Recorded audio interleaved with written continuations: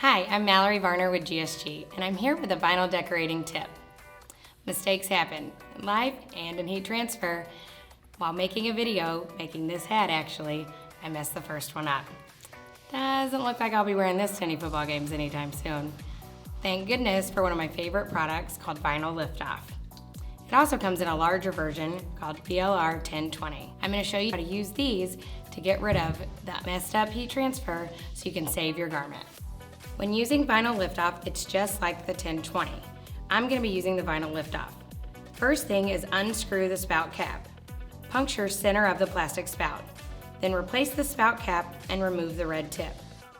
Be sure and use this in a well-ventilated area. Turn garment inside out and apply a few drops of the solvent to the underside of the letter or graphic. In this case, I'll use the inside of the cap.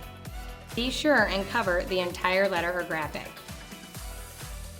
Peel off the vinyl and then remove any residue from the garment using the Vinyl Liftoff on a clean cloth.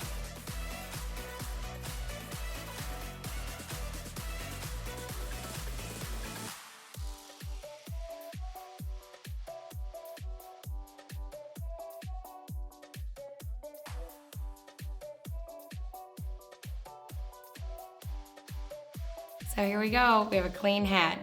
You could tell on the video that as I was pulling it off and stretching it, it pulled a little bit of the fabric. To help with that, to get it back to this, I pressed it just for a few seconds on the cap press to bring it back to the original shape. There is still a little bit of that square. I used Caesar brick when I was doing it, but it's enough where when I go to repress it, that covers it up and it's good to go. I will say that on some garments, like a jersey or t-shirt, there maybe is not as obvious of a block, but there will still be a little bit. Great for when you're gonna repress on top of it. Just make sure it dries 100%. Thank you for watching. Be sure to follow me on Facebook, Instagram, and Pinterest to see more of my vinyl decorating tips and projects. I would love to see what you're working on, so make sure and tag me. See you next time.